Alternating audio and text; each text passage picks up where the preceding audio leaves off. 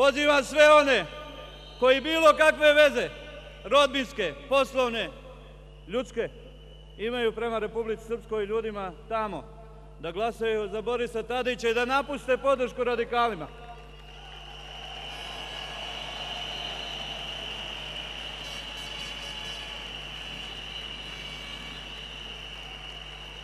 Ta politika je od njih napravila izbjeglice, ljude bez doma, prognane.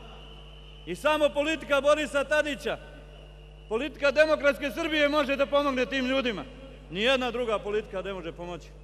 Uvjeren sam u pobjedu gospodina Tadića, zato što je on, i to želim, zato što je on moj prijatelj i moj drug.